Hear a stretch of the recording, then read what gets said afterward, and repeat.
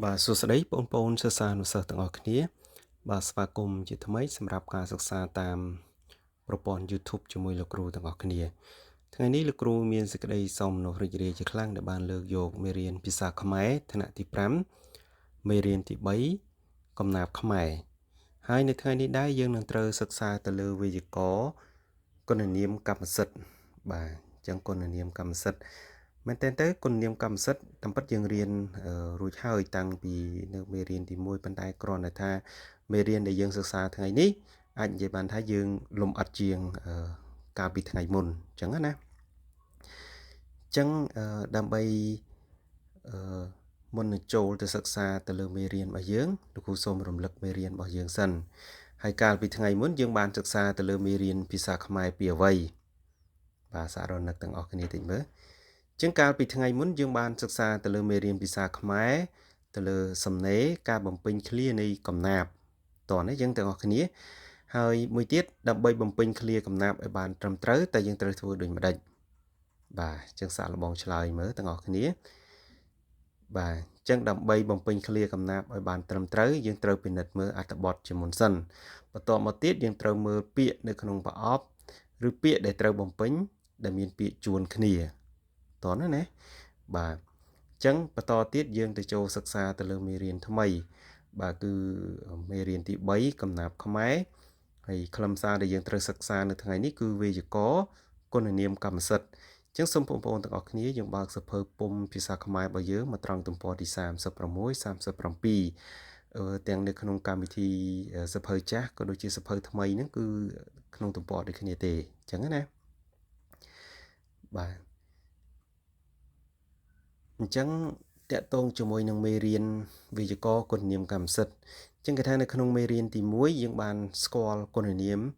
កំណត់ខ្លះៗហើយក្នុងគុណនាមកំណត់នោះដែលយើងបានសិក្សាហើយនឹងគឺមានចំនួន5បាទទី1គឺគុណនាមកម្មសិទ្ធិទី2គុណនាមចំនួនទី3គុណនាមចង្អុលទី4គុណនាមសំណួរហើយនឹងទី5គឺគុណនាមមិនច្បាស់បាទដែលយើងបានសិក្សារួចហើយនៅក្នុងមេរៀននេះយើងនឹងបានសិក្សាអំពីគុណនាមកម្មសិទ្ធិដោយលោកគ្រូបានបញ្ជាក់ខាងដើមមេរៀនគឺយើងអាចនិយាយបានថាយើងរៀងទៅលំអិតជាងមេរៀនមុនព្រោះមេរៀនមុនយើងរៀនចម្រុះគ្នារហូតដល់ទៅ5ឯណោះអញ្ចឹងគ្រាន់ថាមេរៀននៅថ្ងៃនេះយើងលំអិតជាងថ្ងៃមុនអញ្ចឹងណាបាទអញ្ចឹងឥឡូវយើងទៅសិក្សាឧទាហរណ៍ជាមួយលោកគ្រូទាំងអស់គ្នាបាទអញ្ចឹងនៅក្នុងឧទាហរណ៍របស់យើងនេះគឺមានរហូតដល់ទៅ4ល្បះបាទហើយគេសួរយើងថាតើពាក្យណាខ្លះដែលជាគុណនាមកម្មសិទ្ធិនៅក្នុងឧទាហរណ៍ទាំង4ហ្នឹងតោះនេះចឹងទាំងអស់គ្នាឥឡូវលោកគ្រូសូមអានល្បះទាំង4ហ្នឹងឲ្យយើងទាំងអស់គ្នាស្ដាប់ហើយយើងតាមជាមួយលោកគ្រូឲ្យតន់ណាហើយមុននឹងលោកគ្រូអានលោកគ្រូសូមបញ្ជាក់ថាគុណនាមគឺជាពាក្យទាំងឡាយណាដែលវាបញ្ជាក់លក្ខណៈឲ្យនាមហើយគុណនាមទីតាំងរបស់វាគឺនៅជាប់ខាងស្ដាំនាមជានិច្ចកូនត្រូវចាំណាកន្លែងហ្នឹងណាបាទវានៅជាប់ខាងស្ដាំនាមជានិច្ចហើយបើករណីថាវាមិននៅជាប់ស្ដាំនាមទេមានន័យថាវាមានតួនាទីផ្សេងតោះនេះចឹងទាំងអស់គ្នាឥឡូវតោះទៅអានឧទាហរណ៍ជាមួយលោកគ្រូទាំងអស់គ្នាទី1ជីតាខ្ញុំសូត្រកម្រងអត្ថបទកាបពីរោះណាស់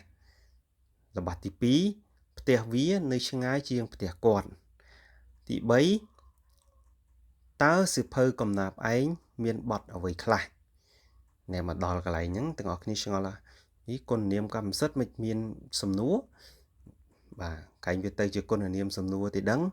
បាទអញ្ចឹងលោកគ្រូសូមបញ្ជាក់ថាមិនមែនទេអញ្ចឹងកន្លែងគុណនាមកម្មសិទ្ធិមិនសំដៅទៅលើល្បះនឹងជាសំណួរឬល្បះនឹងជាល្បះធម្មតាទេសំខាន់គឺគេប្រើទៅវាមានគុណនាមកម្មសិទ្ធិហើយមាននាមនៅក្នុងហ្នឹងអញ្ចឹងណាបាទសំខាន់ដូចថាគោលដៅសំខាន់ដែលគេឲ្យយើងបង្កើតជាល្បះហ្នឹងគឺសំខាន់គេចង់បានគុណនាមអីយើងគ្រាន់តែតែងគុណនាមហ្នឹងហើយយើងផ្ដោតទៅលើគុណនាមហ្នឹងទៅបានហើយមិនសំដៅតែគុណនាមសំណួរល្បះជាសំណួរឬល្បះធម្មតាទេអញ្ចឹងលោកគ្រូបញ្ជាក់ត្រង់កន្លែងហ្នឹងណាអញ្ចឹងតន់ទេណាបាទឥឡូវយើងចូលទី4កំណាព្យគឺជាមរតកអក្សរសាស្ត្រជាតិយើងបាទអញ្ចឹងកន្លែងនេះទាំងអស់គ្នាយើងពិនិត្យមើលថាតើក្នុងល្បះទាំងអស់ហ្នឹងកន្លែងណាខ្លះគឺជាគុណនាមកម្មសិទ្ធិ តោះលើទៅផ្ទៀងផ្ទាត់ជាមួយលោកគ្រូទាំងអស់គ្នាអញ្ចឹងរបស់ទី1គឺពាក្យខ្ញុំបញ្ជាក់លក្ខណៈឲ្យនាមជីតាអញ្ចឹងខ្ញុំហ្នឹងសំដៅទៅលើម្ចាស់របស់ជីតាហ្នឹងណាបាទជីតាខ្ញុំឃើញទេជីតារបស់ខ្ញុំណាអញ្ចឹងពាក្យខ្ញុំគឺសម្គាល់ទៅលើគុណនាមកម្មសិទ្ធិបាទចំណែកឯរបស់ទី2គឺមានពាក្យវាបាទសម្គាល់ទៅលើផ្ទះបាទម្ចាស់ផ្ទះបាទហើយពាក្យមួយទៀតគឺពាក្យគាត់សម្គាល់ទៅលើម្ចាស់ផ្ទះដែរបាទកម្មសិទ្ធិនៃផ្ទះណាចំណែកឯរបស់ទី3គឺពាក្យឯងបាទឯងហ្នឹងពុសិភៅកំណាព្យឯងអញ្ចឹងពាក្យឯងគឺបញ្ជាក់លក្ខណៈទៅម្ចាស់នៃកម្មសិទ្ធិសិភៅកំណាព្យតោះណាយើងទាំងអស់គ្នារីឯរបស់ទី4កំណាព្យគឺជាមរតកអក្សរសាស្ត្រជាតិយើងអញ្ចឹងពាក្យជាគុណនាមកម្មសិទ្ធិនោះគឺពាក្យយើងសំដៅទៅលើបាទអក្សរសាស្ត្រជាតិឃើញទេបាទអញ្ចឹងទាំងអស់នេះគឺជាពាក្យដែលសម្គាល់ទៅលើម្ចាស់នៃមនុស្សបាទមានវត្ថុមានវត្ថុហើយមានអាចនិយាយបានថាមានជាម្ចាស់នៃកម្មសិទ្ធិវត្ថុទីកន្លែងមួយទៀតអញ្ចឹងណាប៉ុន្តែគ្រាន់ថានៅក្នុងនេះអត់បញ្ជាក់ទីកន្លែងទេអញ្ចឹងចាំតិចទៀតយើងទៅមើលបញ្ញត្តិទាំងអស់គ្នាណាហើយពាក្យខាងក្រោមនេះគឺមានពាក្យខ្ញុំពាក្យវាពាក្យគាត់ពាក្យឯងពាក្យនាងពាក្យយើងគឺសម្គាល់ទៅលើបាទគុណនាមកម្មសិទ្ធិហើយវាមានទីតាំងនៅជាប់ខាងស្ដាមនាមដោយលោកគ្រូបានបញ្យល់យើងអញ្ចឹងណាបាទឥឡូវយើងទៅសិក្សាបញ្ញត្តិទាំងអស់គ្នាជាមួយលោកគ្រូបាទគឺសួរថាដូចមិនទេចាហៅគុណនាមកម្មសិទ្ធិអញ្ចឹងគុណនាមកម្មសិទ្ធិគឺជាពាក្យសម្រាប់បង្ហាញឬក៏ជាពាក្យសម្រាប់សម្គាល់ជាម្ចាស់នៃវត្ថុមនុស្សសត្វឬរុក្ខជាតិបាទអញ្ចឹងសម្រាប់សម្គាល់ម្ចាស់នៃវត្ថុមនុស្សសត្វនិងរុក្ខជាតិទាំងអស់ហ្នឹងណាបាទហើយលក្ខណៈសម្គាល់របស់គុណនាមកម្មសិទ្ធិបានអញ្ចឹងពាក្យដែលអាចរាប់តែជាគុណនាមកម្មសិទ្ធិបានលុះត្រាតែវាមានទីតាំងស្ថិតនៅជាប់ខាងស្ដាមនាមបាទដូចលោកគ្រូបញ្យល់អញ្ចឹងណាហើយបើគ្មានពាក្យនៅខាងមុខវាជានាមទេបញ្ជាក់អញ្ចឹងណាពាក្យទាំងនោះគេហៅថាសព្វនាមពុរិស័កវិញបាទអញ្ចឹងកន្លែងហ្នឹងត្រូវចំណាំប្រយ័ត្នតែងតែមិនស្រួលវាទៅជាសព្វនាមពុរិស័កវិញកន្លែងហ្នឹងណាបាទអញ្ចឹងលំហាត់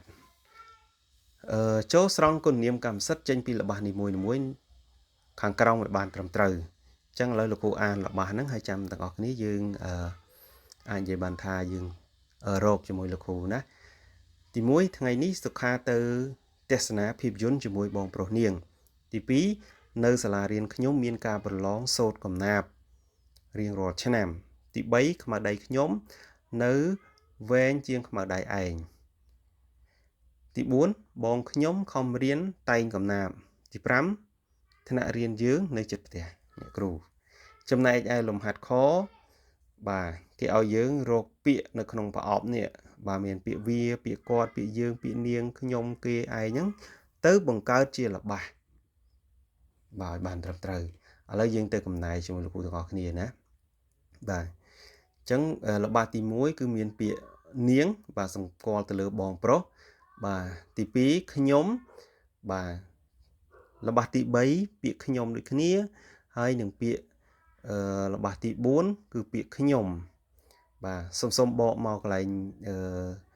ទី3បន្តិចអញ្ចឹងពាក្យទី3នេះមានពាក្យឯងដែរតោះនេះអញ្ចឹងបាទនៅលោកគ្រូអត់បានដាក់កន្លែងហ្នឹងប៉ុន្តែសូមបញ្ជាក់ថាកន្លែងហ្នឹងមានពាក្យឯងដែរណាហើយទី4គឺមានពាក្យខ្ញុំហើយនឹងល្បះទី5គឺមានពាក្យយើងបាទតោះនេះអញ្ចឹងទាំងអស់គ្នាពាក្យយើងហើយនឹងពាក្យមួយទៀតអ្នកគ្រូតោះនេះបាទទាំងអស់គ្នាកន្លែងហ្នឹងណាបាទអញ្ចឹងលោកគ្រូសូមបញ្ជាក់កន្លែងហ្នឹងអញ្ចឹងល្បះទី3មានពាក្យឯងល្បះទី5មានពាក្យអ្នកគ្រូមួយទៀតណាព្រោះអ្នកគ្រូហ្នឹងបញ្ជាក់ទៅលើម្ចាស់កម្មសិទ្ធិនៃផ្ទះដែរណាបាទចំណែកឯលំហាត់ខទាំងអស់គ្នាបាទសូមធ្វើជាកិច្ចការផ្ទះជាមួយលោកគ្រូណាបាទលំហាត់ខនេះសូមទាំងអស់គ្នាយើងយកទៅធ្វើជាកិច្ចការផ្ទះអញ្ចឹងតកតងជាមួយមេរៀនគុណនាមនៅថ្ងៃនេះលោកគ្រូសូមបញ្ចប់ត្រឹមប៉ុណ្ណឹងរាល់ចម្ងល់ផ្សេងៗទាំងអស់គ្នាបងអាចខមមិននៅក្នុង YouTube លោកគ្រូហើយលោកគ្រូនឹងព្យាយាមឆ្លើយតបជាមួយទាំងអស់គ្នារាល់ចម្ងល់ទាំងអស់ អញ្ចឹងលោកគ្រូសូមបញ្ចប់មេរៀនត្រឹមថ្ងៃនេះសូមអរគុណនិងសូមជម្រាបលា